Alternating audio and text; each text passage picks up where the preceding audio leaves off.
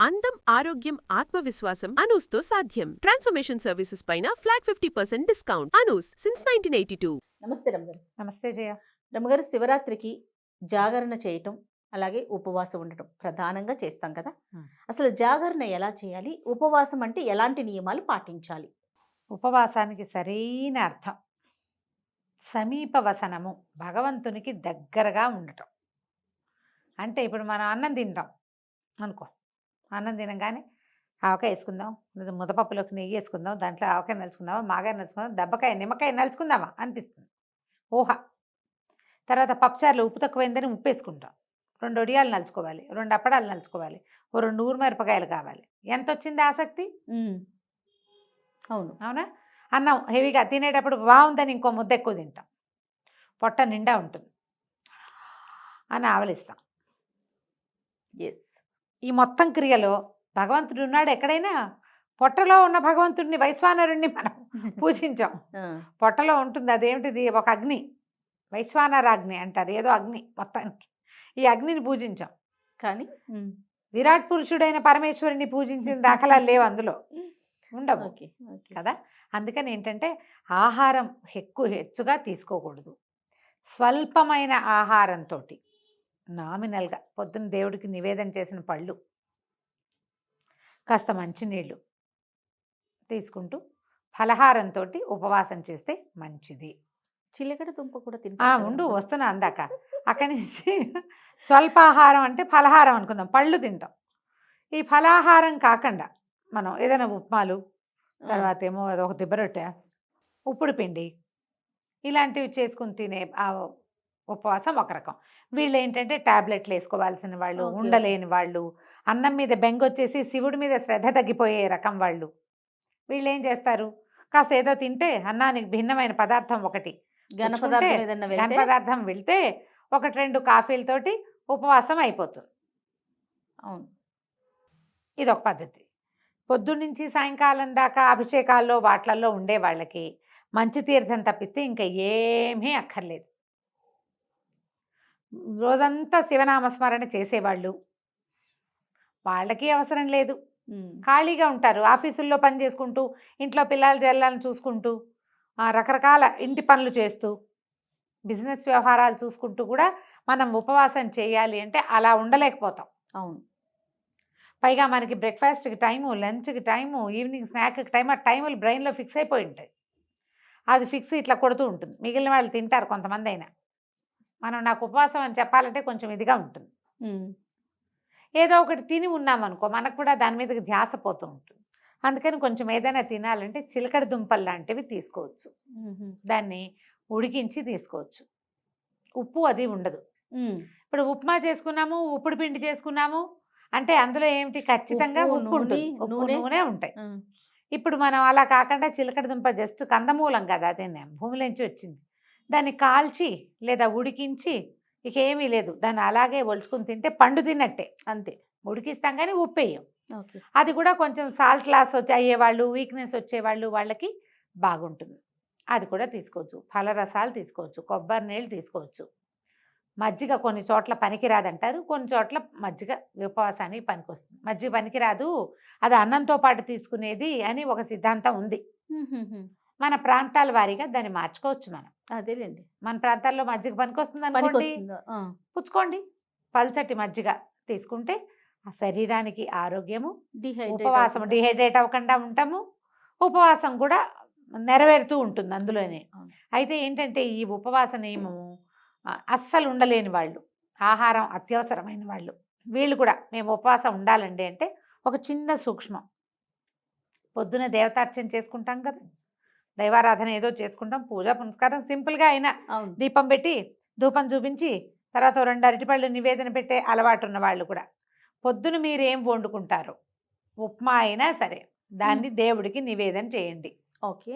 అన్నాన్ని మీరు పెట్టుకున్నటువంటి పప్పు, కూర, చారు, ఆ పదార్థాలతో పాటుగా నివేదన చేయండి, చూపించండి దేవుడికి. ఆ నివేదన చేసింది ప్రసాదం అనబడుతుంది. అన్నం అనకూడదు ఇంకా దాన్ని.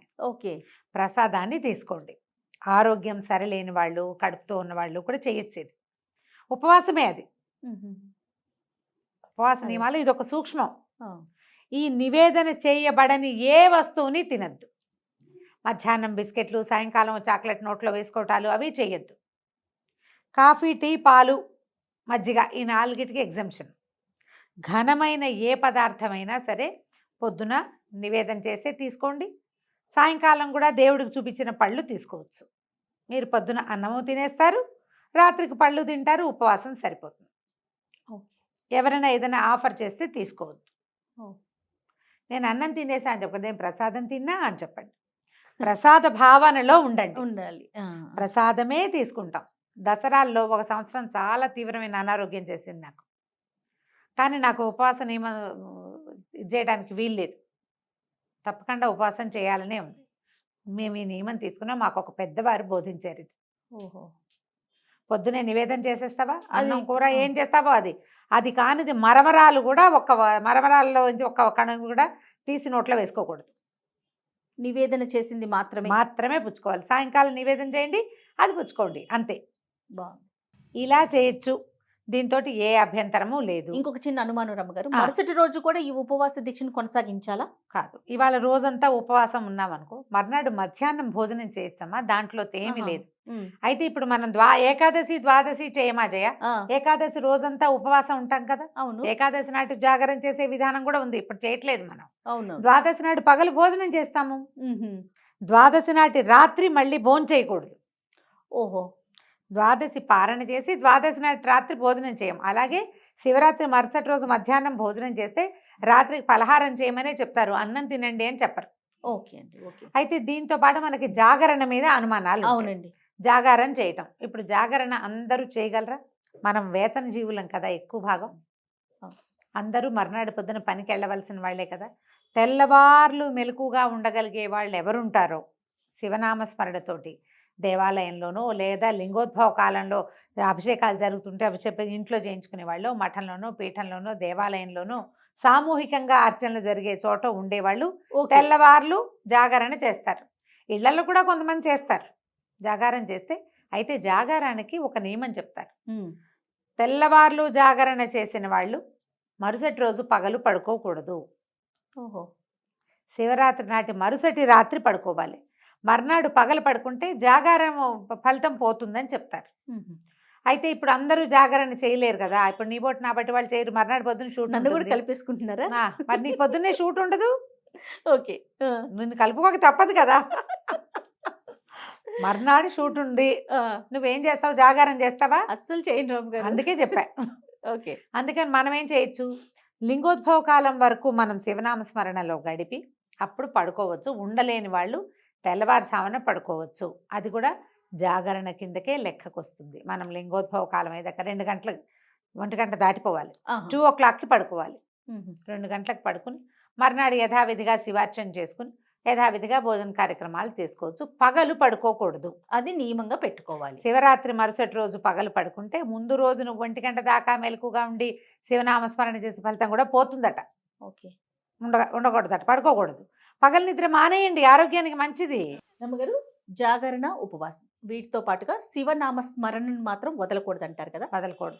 సామాన్యులు కూడా అనుకోవటానికి వీలుగా ఎలాంటి మంత్రం చెప్తారండి? పంచాక్షరి ఓం అంతే, నమ ఓం శివాయ. నమః శివాయనా? అసలు అంతకు మించింది ఉంది ఆ మహామంత్రం కదా. ఉపదేశం తీసుకుని మంత్ర పునశ్చరణ చేసుకోవటే అద్భుతం చేయ. ఉపదేశం లేకపోయినా కూడా మనం ఏ ఆకాలు రాసేటప్పుడు మొదట రోజున అక్షరభేదం ఓ నమః శివాయ రాయిస్తారు. మనం చదువుకోవచ్చు, అది చాలా చక్కగా చెప్పుకోవచ్చు. నా మాట ఏంటంటే ఈ మొత్తం చెప్పామా, చివరికి కన్క్లూడింగ్ పార్ట్ ఒకటి చెప్తా. చెప్పండి. శివరాత్రి రోజున మీరు ఉపవాసం చేయకపోయినా, జాగారం చేయకపోయినా, పూజ చేసుకోపోయినా, గుళ్ళోకి వెళ్ళలేకపోయినా, లేదా ఈ మన ఏకాదశి రుద్రాభిషేకాలు అటెండ్ చేయలేకపోయినా ఇతరులతో పోట్లాడకండి. మీరు ఎవరితో మాట్లాడుతున్నారో, ఎవరితో కలిసి ప్రవర్తిస్తున్నారో వాళ్ళని శివుడుగా భావించండి. చాలు, అంతే. శివరాత్రి పూర్తిగా సక్సెస్ అయిపోతుంది. ఈ రోజున మీరు దుర్భాషలాడడము, పోట్లాడడము, అనవసరమైన వాదనలకు దిగటము, అక్కర్లేని వ్యవహారాలు చేయటము అది మాత్రం చేయబోకండి. ఈ పూజా విధానం అవన్నీ మనకి చేత కాకపోయినా ఓం నమ శివాయ, ఓం నమ శివాయ, ఓం నమ శివాయ అనుకున్నా నిరంతరం జపిస్తూ ఉంటేనే, నిరంతరము జపిస్తూ ఉన్నా కూడా సరిపోతుంది. జపం కూడా చెయ్యము, మాకు ఇష్టం లేదు, మాకు చేత కాదు అనుకునేవాళ్ళు కనీసం పోట్లాడకండి. బాగుంది. ఈవేళ శివుడు భూమి మీద నడుస్తున్నాడు, మనకి ఎదురవుతాడు అన్న భావనతో పనిచేయండి, చాలా బాగుంటుంది జీవితం. సూపర్ రమ్మగారు. నమస్తే. నమస్తే.